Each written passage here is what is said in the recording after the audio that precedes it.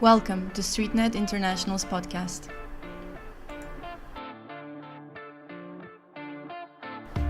Today's topic will be violence against informal traders in Zimbabwe. If you prefer, you can read the entire article on our website, streetnet.org.za, entitled Informal Traders Are Not Criminals, Stop Police Violence in Zimbabwe. Thank you for listening, and we hope you'll enjoy our podcast.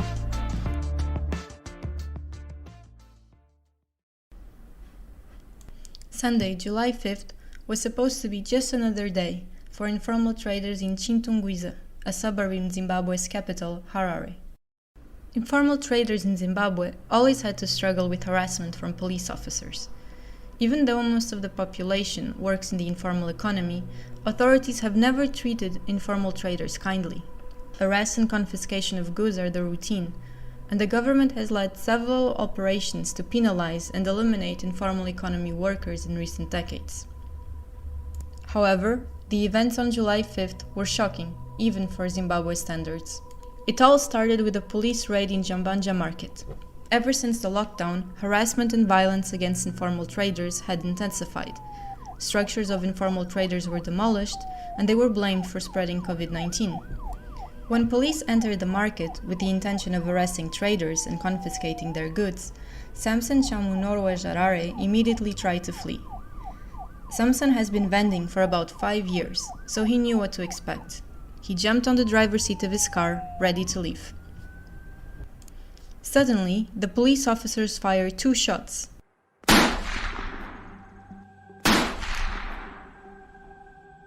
One of them hit Samson on the leg, causing a large wound. Traders were alarmed and panicking. Some managed to snap pictures of the situation. As some police officers attempted to disperse the crowd, others drove off with Samson. He was taken to a clinic to receive treatment for his serious gunshot wound. As news of the shooting spread and civil society started to denounce the situation, the police quickly readjusted the story. Samson was accused of attempted murder and resisting arrest for allegedly trying to run over police officers, and he was subjected to a trial as he recovered in the clinic. He was under arrest since July 8th, and High Court Judge Justice Chitapi granted him a 5,000 Zimbabwean dollar bail on July 21st, although Samson did not commit these crimes and will probably require complex surgery to regain the use of his leg. In April 2020, the Zimbabwe Chamber of Informal Economy Associations, or ZCIEA, had already denounced the situation in Chintungwiza. The territorial leader of ZCIEA, responsible for that area, Ratidzo Fanechia, gave a striking video testimony about traders' struggle for survival. Most of us are failing to put food on the table for their families, and most of our members are paying rentals to their landlords. They are also failing to pay rentals to their landlords, and we see some of them being evicted from their residential places. All our marketplaces are said to be going to be demolished by the local authorities, and these warnings were not written, they were not formally the information was not formally disseminated. They were just going around, telling people to remove their stores. During the lockdown, many of the structures of informal traders were destroyed. Although traders tried to fight that decision in court, their application was dismissed. In order to reopen their businesses, informal traders must register, which involves paying a license to local authorities and for tax clearances. However, informal traders are not able to afford the high cost. They live from hand to mouth, and their income does not cover the expenses registration requires.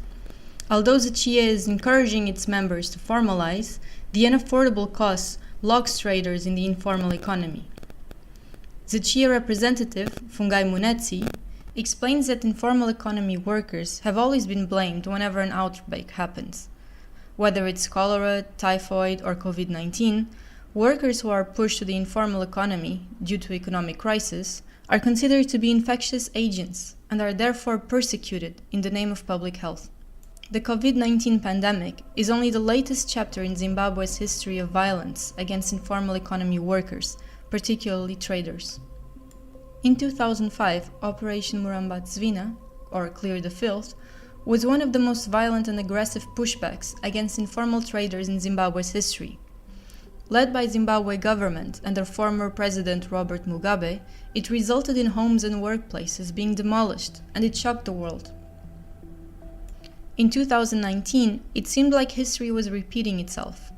StreetNet International issued a solidarity statement criticizing what seemed to be Operation Murambatsvina 2. The statement said, "In the current atmosphere of intimidation and sporadic media cutoffs, the snippets of information which manages to filter through about the demolition of homes, tuck shops, markets, and other vending structures, as well as beatings of vendors whose offense is trying to eke out a living in an extremely weak economy, creates a consistent image of the worst forms of violence and harassment in the world of work. StreetNet considers such actions towards our sisters and brothers in Zimbabwe brutal, unacceptable, and in violation of their human and workers' rights.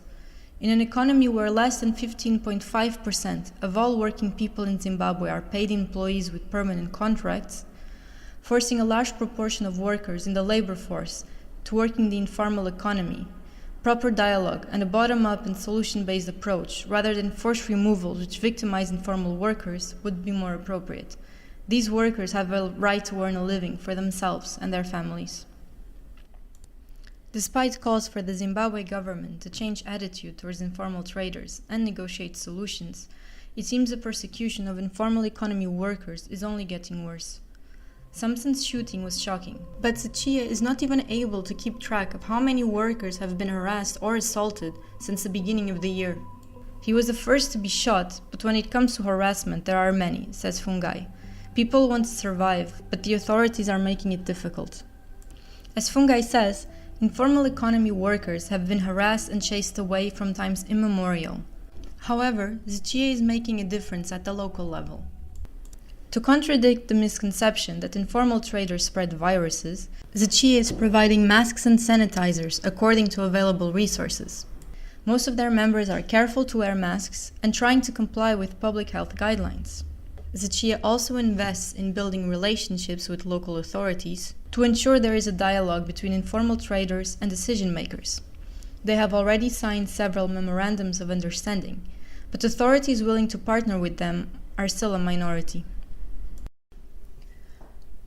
At a time when the Black Lives Matter movement sparked several protests in various countries against police brutality, the unique vulnerability of informal traders to harassment and assault is still not common knowledge. Police violence against informal economy workers in Zimbabwe is not an isolated incident. According to Fungai, violence and harassment are on the rise against the general public as well, and people are being persecuted for not complying with regulations. Not wearing a mask, for example, results in a fine of 500 Zimbabwean dollars, a hefty amount, and police officers harass those who do not comply or are unable to pay the fine. But the shooting at Chebanja Market is a clear turning point. Not only has a street vendor been violently assaulted, which may result in Samson having a disability for life, but how this story was turned around to portray police officers as victims of attempted murder retaliating in self-defense is even more alarming. Instead of holding police officers accountable, Samson's story is a dangerous cautionary tale to intimidate informal traders in Zimbabwe. Even when they are the ones being shot, they are still presented as criminals. When ZCIEA was aware of Samson's shooting, its members released a statement denouncing police brutality against informal traders. ZCIEA represents the informal economy workers in Zimbabwe, and by such, we cannot ignore this bad incident. The unfortunate incident shows that the police are not carrying out their mandate to protect the public, but instead are now brutalizing innocent traders trying to earn a living. Using live gunshots on civilians is uncalled for. This action by the Zimbabwe Republic Police is not new, as they are ever at loggerheads with the informal economy workers, raiding their wares and confiscating their goods. The informal economy in Zimbabwe can't breathe due to police brutality. Such militant acts on the informal economy workers and traders must stop forthwith. It is a shame to realize that the state security agents are using COVID-19 lockdown to prey on informal traders or put up an operation on the poor, innocent citizens of Zimbabwe who equally have a right to life and employment without any stakeholders' consultations. Such characters are a threat to societal development. We all want a happy, healthy, friendly, and peaceful country full of accountability and human rights respect. Our collective effort should be to fight COVID-19 and not the vendors. StreetNet International stands with ZCIEA, stating informal traders' lives matter, and denounce this horrifying situation to the world. StreetNet International once again reiterates the calls made to the Zimbabwe government in 2019. We urge the Zimbabwean government to adopt a more inclusive way of dealing with street vendors in Zimbabwe through negotiations with organizations of street vendors. We further urge the Zimbabwean government to release jailed civil society activists and trade unionists and let the law take its course in accordance with internationally accepted standards and respect for human rights. Neither Samson nor any other informal trader trying to make a living during these difficult times belongs in prison. This kind of harassment and violence are intolerable and are in complete violation of the ILO Convention 190, which recognizes, among other things, the right of everyone to a world of work free from violence and harassment, including gender-based violence and harassment, and that violence and harassment in the world of work can constitute a human rights violation or abuse, and that violence and harassment is a threat to equal opportunities, is unacceptable and incompatible with decent work. Informal economy workers deserve to be heard, supported, and assisted. They should never be brutalized for trying to survive.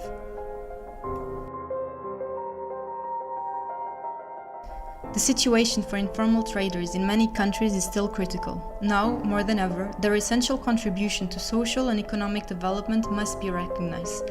StreetNet International is mobilizing all our affiliates and supporters to promote the rights of street vendors, hawkers, and cross-border traders during COVID-19 pandemic crisis. Follow us on Facebook and Twitter and amplify our message.